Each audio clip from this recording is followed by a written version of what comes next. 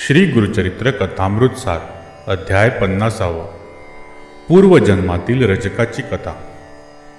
ओम श्री गणेशाय नमः, श्री सरस्वते नमः, श्री गुरुभ्यो नमः, श्री कुलदेवताये नमः। सिद्धयोगी नामधारकाला म्हणाले, यानंतर एक मोठी अपूर्व घटना घडली। पूर्वी तुला मी एका रजकाची कथा सांगितली होती। श्री गुरूंनी त्यांच्या श्रीपाद श्रीवल्लभ अवतारात कुरवपूर येथे एका रजकाला तू पुढच्या जन्मी बैदूर नगरात यवन राजा म्हणून जन्म घेशील आणि मी यती रूपाने तुला भेटेन असा वर दिला होता। ही कथा तुला चांगली आठवत असेल। त्यानुसार तो रजक यवन धर्मात जन्मास आला व बेदरचा राजा झाला। तो सर्व प्रकारच्या ऐश्वर्याचा व लौकिक सुखाचा उपभोग घेत बेदरला राज्य करीत होता। तो हीन जातीत जन्मास आला तरी पूर्वजन्मातील पुण्याईने व संस्कारामुळे तो मोठा पुण्यशील सुसंस्कृत उदार अंतःकरणाचा होता। तो सर्व धर्म समान मानित असे, सर्वांना उदार हस्ते दानधर्म करीत असे। तथापि पूर्वसंस्कारामुळे त्याचे ब्राह्मणावर विशेष प्रेम होते। त्याच्या राज्यात अनेक मठ मंदिरे होती, पण तो यवन असूनही कुणालाही कसलाही त्रास देत नसे। उलट मठ मंदिरांना उदार हस्ते दानधर्म करीत असे। त्यामुळे त्याचे पुरोहित त्याला समजवीत, आपण यवन आहोत, आपला धर्म वेगळा, हिंदूंचा वेगळा, आपण त्यांच्या देव ब्राह्मणांची निंदा केली पाहिजे, तुम्ही मात्र त्यांची सेवा करीत आहात, यामुळे मोठा दोष निर्माण होतो। आपण आपल्या जाती धर्माप्रमाणेच वागले पाहिजे, त्यामुळेच पुण्यप्राप्ती होते। ते ब्राह्मण महामूर्ख आहेत, ते दगड धोंड्यांची देव म्हणून पूजा करतात। ते वृक्ष पाषाण लाकडांनाही देव समजतात। ते लोक गाय अग्नी सूर्य तीर्थ नदी इत्यादींना देवदेवता समजतात व त्यांची पूजा करतात। ते मंद बुद्धीचे ब्राह्मण निराकार परमेश्वराला साकार मानतात। अशांची जर यवनांनी सेवा केली तर त्यांचा अध्यपात होतो। यवन पुरोहित असे बोलू लागला असता त्या यवन राजाला अतिशय राग आला। तो त्या यवन पुरोहिताला म्हणाला, अहो, तुम्हीच उपदेश करता की परमेश्वर अणु रेणू तृण काष्टात आहे। परमेश्वर सर्वेश्वर असून तो सर्वत्र आहे, मी सुद्धा तेच मानतो। सर्व सृष्टी त्या परमेश्वरानेच निर्माण केली आहे। सर्व प्राणी पृथ्वी आप तेज वायू व आकाश या पंचमहाभूतातून निर्माण झाले आहे। सर्वांची पृथ्वी एकच आहे। कुंभार मातीपासून वेगवेगळी गाडगी मडकी तयार करतो, पण त्यात माती एकच असते। गायी वेगवेगळ्या रंगाच्या असल्या तरी त्या सर्वांच्या दुधाचा रंग एकच पांढराच असतो। त्याप्रमाणे देह वेगवेगळे असले तरी सर्वांच्या ठाई परमात्मा एकच असतो। पृथ्वीवर मानव जाती वेगवेगळ्या असल्या तरी सर्वांचा परमेश्वर एकच आहे। नाना देही देव एक विराजे, हे सर्वसामान्य तत्व आहे। आपलेच मत खरे आहे असे मानून इतरांची निंदा कशासाठी करावीची? म्हणून शहाण्याने कोणत्याही धर्मपंथाची निंदा स्तुती करू नये। प्रत्येक जण आपापल्या चालीरीतीप्रमाणे वागत असतो, म्हणून आम्ही म्हणतो तेच खरे, इतरांचे चूक असे मानू नये। असे बोलून राजाने यवन पुरोहितांचा युक्तिवाद फोडून काढला। पुढे काही दिवसांनी त्या यवन राजांच्या मांडीवर गळूसारखा एक फोड आला। त्यावर त्याने वैद्यांच्या सल्ल्याने अनेक औषधोपचार केले, पण काही केल्या गुण येईना। त्याला असह्य वेदना होत होत्या। तो दिवस रात्र तळमळत होता। त्यावेळी श्री गुरु नरसिंह सरस्वती गाणगापुरात होते। आपली कीर्ती ऐकून तो यवन राजा आपल्याला भेटाव्यास येईल त्यांना असे वाटले। तसे झाले तर येथील ब्राह्मणांना ते आवडणार नाही, त्यांना विनाकारण त्रास होईल, म्हणून आपण आता गुप्त राहावे हेच योग्य। असा विचार करून श्री गुरु शिष्यांना म्हणाले, यावर्षी गुरु सिंह राशीत आहे। या पर्वानिमित्त आपण गोदावरी तीरावरील तीर्थक्षेत्रांची यात्रा करावी असे मला वाटते. तुम्ही यात्रेची तयारी करा. गुरूंनी असे सांगताच सर्व शिष्य तयारीला लागले. इकडे तो यवन राजा मांडीवरील फोडाच्या व्याधीने फारच त्रस्त झाला. नाना प्रकारची औषधे झाली, हकीम झाले, मात्र काडी मात्र दुखणे बरे होईना. काय करावे त्याला काही समजेना. मग त्याने काही विद्वान ब्राह्मणांना पाचारण केले. तो त्या विद्वान ब्राह्मणांना म्हणाला, माझ्या व्याधीपुढे सर्व वैद्य हकीमांनी हात टाकले आहेत. कोणत्याही औषधाचा उपयोग होत नाही. जीव अगदी नकोसे झाले आहे. आता यावर काय इलाज करायचा? त्यावर ते ब्राह्मण म्हणाले, राजा, पूर्वजन्मीचे पाप असे व्याधीच्या रूपाने पीडा देते. ज्यावेळी मानवी उपाय थांबतात त्यावेळी काही दैवी उपाय करावे लागतात. यासाठी आपण तीर्थक्षेत्री जाऊन दानधर्म करावा. त्यामुळे ही व्याधी नाहीशी होईल. किंवा एखाद्या थोर सत्पुरुषाची सेवा करावी. त्याच्या कृपादृष्टीने आजार नाहीसा होईल. सत्पुरुषाच्या दृष्टीने कोटी जन्माची पापे नाहीशी होतात. तेथे आपल्या या व्याधीचे काय चालणार? त्यावर तो यवन राजा म्हणाला, मला यवन असे मानू नका. मी ब्राह्मणांचा दासानुदास आहे. मी पूर्वजन्मी श्री गुरुचरणी सेवा केली होती, पण काही पापामुळे मला यवन कुळात जन्म घ्यावा लागला आहे. त्याला माझा इलाज नाही. मी आपणास शरण आलो आहे. मला एखादा निश्चित उपाय सांगा. राजाने अशी विनवणी केली असता ते ब्राह्मण म्हणाले, महाराज, तुम्ही गुप्तपणे पापविनाशी तीर्थास जा व त्या तीर्थात स्नान करा. त्यामुळे पापशालन होऊन तुमचा रोग बरा होईल. ब्राह्मणांनी असे सांगितले असता राजाला आनंद झाला. मग तो कुणालाही बरोबर न घेता एकटाच गुप्तपणे पापविनाशी तीर्थावर गेला. तेथे त्याने मोठ्या भक्तिभावाने स्नान केले. त्याच वेळी तेथे एक संन्यासी आला. राजाने त्याला साष्टांग नमस्कार केला. मग आपल्या मांडीवरील फोड दाखवून त्यांना विचारले, यती महाराज, माझी ही व्याधी कशामुळे बरे होईल?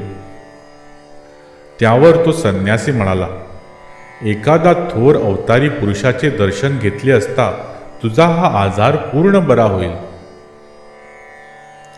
थोर अवतारी पुरुषाच्या कृपादृष्टीचा प्रभाव किती मोठा असतो याविषयी मी तुला एक प्राचीन कथा सांगतो. ती ऐकलीस की तुझी खात्री पटेल. असे बोलून त्या संन्याशाने कथा सांगण्यास सुरुवात केली. पूर्वी अवंती नगरात एक ब्राह्मण राहत होता. तो नुसता नावाचाच ब्राह्मण. अत्यंत दुराचारी होता. मदोन्मत्त होता. ब्राह्मण कुळाला कलंक असलेला तो अनेक स्त्रियांची व्याभिचार करीत असे. तो स्नान, संध्या, पूजापाठ इत्यादी जो ब्राह्मणांचा आचारधर्म त्याचा पूर्ण त्याग करून पिंगला नावाच्या एका वैश्येच्या घरी राहत असे. तिच्याकडे भोजन करीत असे. एकदा तो त्या वैश्येच्या घरी असताना ऋषभ नावाचा एक महायोगी तेथे आला. त्याला पाहताच त्या ब्राह्मणांनी व पिंगलेने त्या महायोग्याला साष्टांग नमस्कार घालून त्याला सन्मानपूर्वक घरात आणले व त्याची मोठ्या भक्तिभावाने यथासांग पूजा केली. त्याचे चरणतीर्थ घेतले. त्याला उत्तम भोजन दिले व पलंगावर झोपवले. त्याचे पाय चेपले. त्याला गाढ झोप लागली. ती दोघे रात्रभर त्या योगेश्वराची सेवा करीत राहिले. त्यांच्या सेवेने प्रसन्न झालेला तो ऋषभ योगेश्वर सकाळी जागा झाला. त्या दोघांना आशीर्वाद देऊन निघून गेला. कालांतराने त्या दुराचारी ब्राह्मणाला व पिंगला वेश्येला वार्धक्याने मृत्यू आला. त्या ऋषभ योग्याची मनोभावे सेवा केल्यामुळे तो ब्राह्मण दशार्ण राजा वज्रबाहू व त्याची सुमती नावाची पत्नी यांच्या पोटी जन्मास आला. सुमती गर्भवती असताना तिच्या सवतीने मत्सरापोटी तिला विष घातले. त्या विषाने ती मेली नाही, पण तिच्या सर्वांगाला फोड झाले. तशाच स्थितीत ती प्रसूत झाली. विषामुळे नवजात बाळाच्या अंगावरही फोड उठले. त्या मायलेकरांचे अतिशय हाल होत होते. त्यांना वेदना होत होत्या. त्यांचे हाल पाहून राजाला मोठी काळजी वाटू लागली. त्याने पुत्रजन्माचा उत्सव केला नाही. त्याने मोठमोठ्या वैद्यांना पाचारण करून राणीवर व राजपुत्रावर औषधोपचार केले, पण कशाचाही उपयोग झाला नाही. ती मायलेकरे असह्य वेदनांनी ओरडत होती. राजाला त्या दोघांचे हाल पाहावेनात. त्या फोडांनी त्या दोघांची शरीरे नासून किळसवाणी झाली. शेवटी राजाने मन कठोर करून त्या दोघांचा त्याग करण्याचा निर्णय घेतला.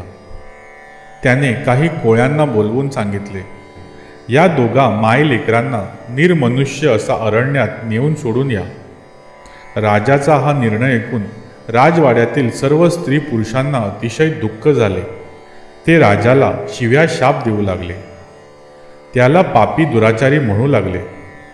राजाच्या आज्ञेनुसार कोळ्यांनी राणीला व राजपुत्राला रथात बसवून निर्मनुष्य अशा अरण्यात नेऊन सोडले. बिचारी सुमती आधीच शरीरावरील फोडांनी त्रस्त झालेली, त्यातच पतीने त्याग केलेला. यामुळे ती आक्रोश करत होती. आपल्या व्याधीग्रस्त मुलाला कडेवर घेऊन रानावनात भटकू लागली. अन्न पाण्याविना तिचे फार हाल होत होते. त्या घोर अरण्यात भटकत असता तिला काही गुराखी दिसले. ती त्यांच्याजवळ पाणी मागू लागली. तेव्हा ती गुराखी तिला म्हणाली, तू अशीच पुढे जा. तेथे तुला एक मंदिर दिसेल. तेथे तुझे खाण्यापिण्याची राहण्याची सोय होईल. असे त्या गुराख्यांनी सांगितले असता सुमती मुलाला घेऊन पुढे जाऊ लागली. वाटेत तिला एक गाव लागले. त्या गावातील लोक तिला सुखी समाधानी वाटले.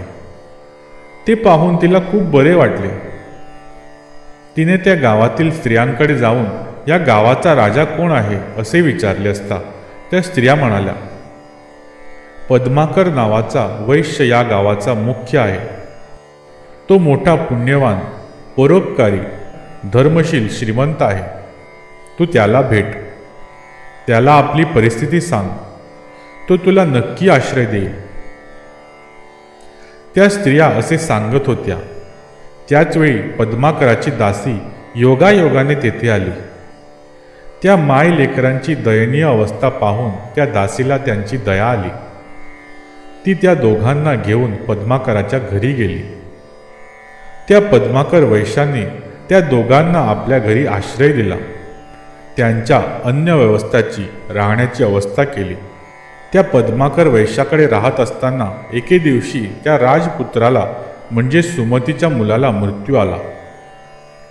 आपला एकुलता एक पुत्र मरण पावला म्हणून सुमती दुःखाने जमिनीवर गडबडा लोळत आक्रोश करू लागली.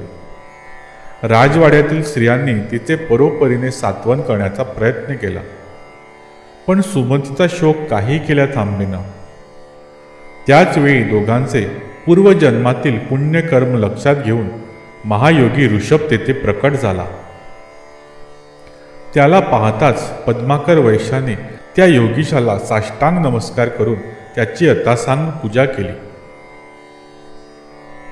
त्यावेळी त्या योगीशाने विचारले, घरात कोण बरे रडत आहे? काय झाले आहे? पद्माकराने त्या मायलेकरांची हकीकत सांगितली. ती ऐकताच त्या महायोगी ऋषभला त्या मायलेकरांची दया आली. मग तो सुमतीजवळ जाऊन तिला समजवीत म्हणाला, तू विनाकारण का बरे शोक करतेस? या जगात कोण जन्मास आला आणि कोण मेला सांग बरे. या जगात चिरंजीव कोण आहे? जो जन्मास येतो त्याला एक न एक दिवस मृत्यू येतोच. हे जग क्षणभंगूर आहे. देह हा नाशिवंत आहे. गंगेच्या पाण्यावरील फेस किंवा पाण्यातील बुडबुडा त्याप्रमाणे हे जग क्षणिक आहे. म्हणून शहाण्या मनुष्याने जन्म मृत्यूबद्दल आनंद किंवा दुःख करू नये. मातेच्या उदरात जेव्हा गर्भ निर्माण होतो तेव्हा त्याचा मृत्यूही ठरलेला असतो. कोणी तरुणपणी मरतो, तर कोणी वृद्धपणी मरतो. प्रारब्धानुसार सर्व काही घडत असते. आई वडील पुत्र इत्यादी नाती मायेपोटी निर्माण झालेले असतात. ब्रह्मदेवाने लिहिलेली ललाट रेषा कधीही बदलत नाही. मला सांग, गतजन्मी तू कोणाची पत्नी होतीस? कोणाची तू माता होतीस? कोण तुझा पुत्र होता? सांगता येत नाही ना? मग तू विनाकारण शोक का बरे करतेस? तेव्हा शोक आवर व भगवान सदाशिवाला शरण जा. त्या महायोगी ऋषभाने असे परोपरीने समजाविले तरी सुमतीचे दुःख काही कमी झाले नाही. ती म्हणाली, योगीराज, मी या व्याधीने मरण यातना भोगत आहे. मी राज्यभ्रष्ट झाले आहे. माझ्या पतीने माझा प्राणत्याग केला आहे आणि माझा जीव की प्राण असा माझा पुत्र मरण पावला आहे.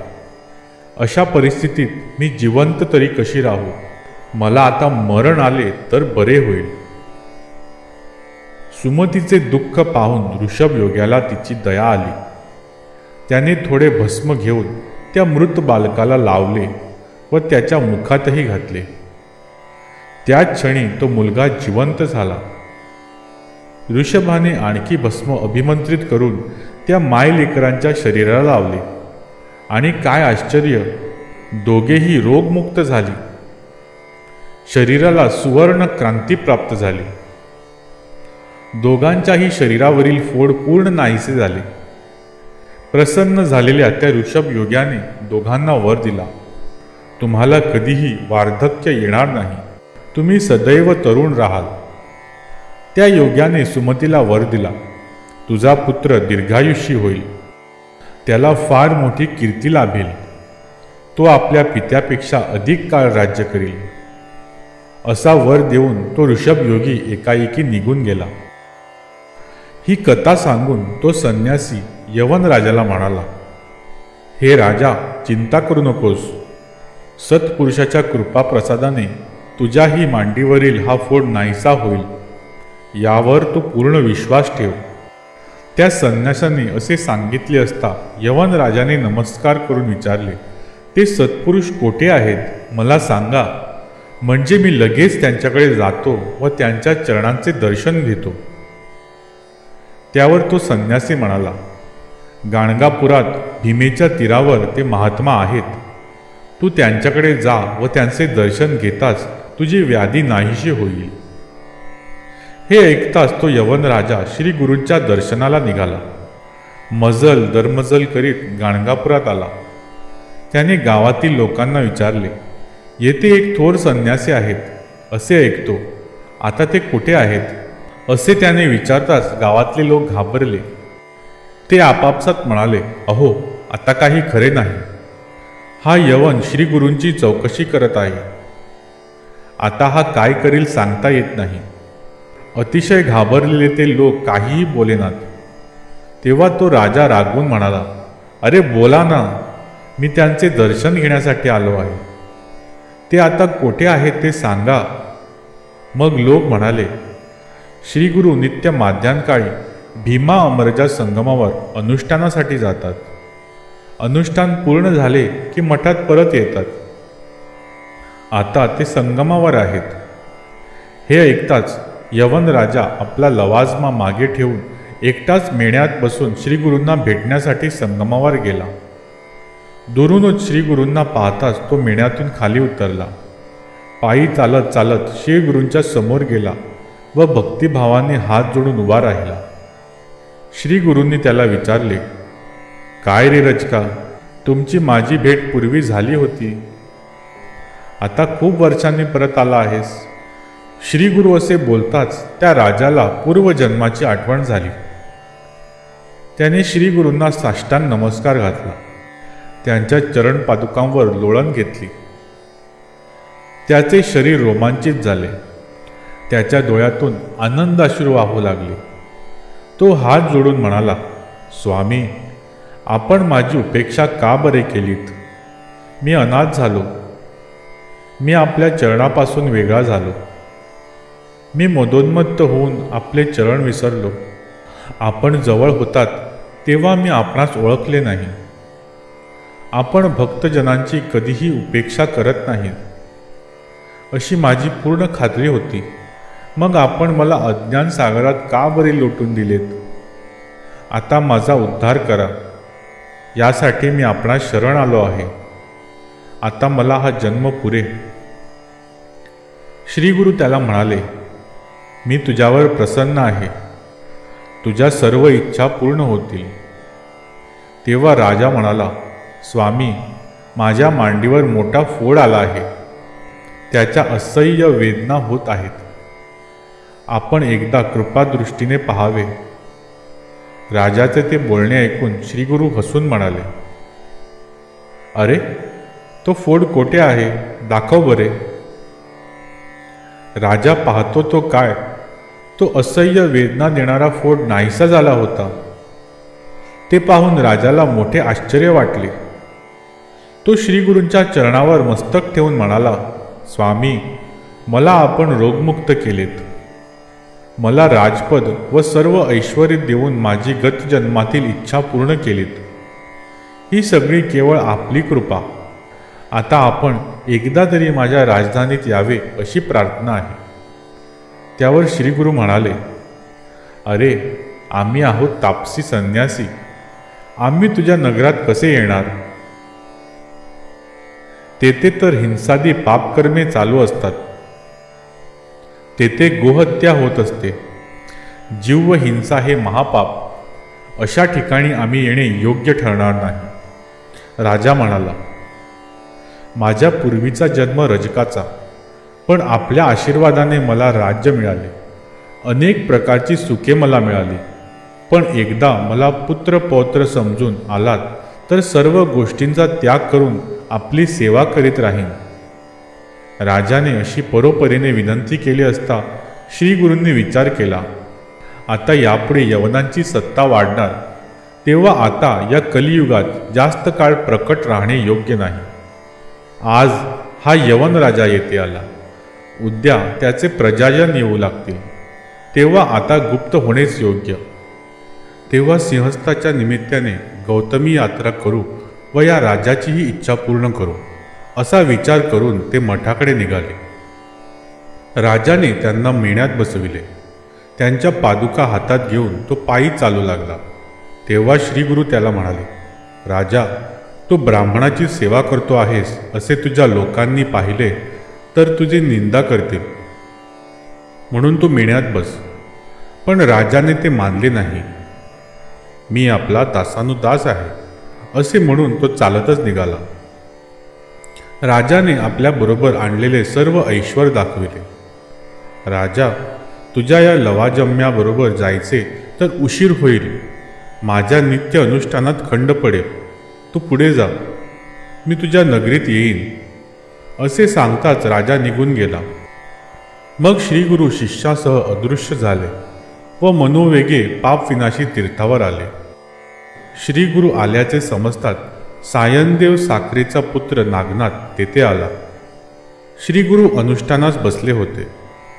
नागनाथाने श्री गुरूंना आपल्या घरी नेऊन त्यांची यथासांग पूजा केली व मोठी समाराधना केली. मग श्री गुरु त्याला म्हणाले, आता मला निरोप दे. बिदरचा यवन राजा मला पापविनाशी तीर्थावर भेटाव्यास येणार आहे. मी तेथे दिसलो नाही तर तो येथे येईल. तुम्हा ब्राह्मणांना त्याचा उपद्रव होईल. असे सांगून व त्याला अनेक आशीर्वाद देऊन श्री गुरु पापविनाशी तीर्थावर गेले. पूर्वी ठरल्याप्रमाणे यवन राजा तेथे आला. त्याने श्री गुरूंना पालखीत बसून वाजत गाजत आपल्या राजधानीला नेले. ब्राह्मणादी हिंदूंना आनंद झाला, पण यवनांनी राजाची निंदा केली. राजाने श्री गुरूंना उच्चासनावर बसवून त्यांची पाद्यपूजा केली. त्यांच्याबरोबर आलेल्या शिष्यांचा सन्मान केला. मोठा दानधर्म केला. ब्राह्मणांना व याचकांना संतुष्ट केले. या निमित्ताने प्रजाजनांनाही श्री गुरूंच्या दर्शनाचा लाभ झाला. संतुष्ट झालेल्या श्री गुरूंनी एकांतात राजाला आशीर्वाद देऊन विचारले, आता तू संतुष्ट झाला आहेस ना? तुझी आणखी काही इच्छा आहे काय? असेल तर सविस्तर सांग. राजा म्हणाला, स्वामी, आता तुमची चरणसेवा घडावी एवढीच माझी इच्छा आहे. मला मुक्ती हवी आहे. ते ज्ञान मला द्या. श्री गुरु म्हणाले, तुझी इच्छा पूर्ण होईल. तू आपल्या पुत्रावर राज्याची जबाबदारी सोपवून श्रीशैल पर्वतावर ये. तेथे आपली भेट होईल. असे सांगून श्री गुरु गौतमी यात्रा करून गाणगापुरात परत आले. श्री गुरूंना पाहताच सर्वांना अतिशय आनंद झाला. सर्वांनी त्यांची मंगल आरती केली. मग सर्व शिष्यांना जवळ बोलावून श्री गुरु त्यांना म्हणाले, माझी सर्वत्र ख्याती झाली आहे. बिदरचा यवन राजा माझा भक्त झाला आहे. हे पाहून त्याचे प्रजाजनही आपल्या वासनापूर्तीसाठी येथे येऊ लागतील. त्यांचा येथील लोकांना व ब्राह्मणांना त्रास होईल. म्हणून मी प्रकट रूपाने श्रीशैल्य यात्रेला जाणार आहे. मात्र गुप्त सूक्ष्म देहाने मी येथेच गाणगापुरात वास्तव्य करणार आहे. हे तुम्ही लक्षात ठेवा. असे सांगून लौकिक अर्थाने ते श्रीशैल्य यात्रेला निघाले. असे सिद्धयोग्यांनी नामधारकाला सांगितले. ग्रंथकार सरस्वती गंगाधर म्हणतात, श्री गुरु नरसिंह सरस्वती गाणगापुरात असलेले मी प्रत्यक्ष पाहिले आहे.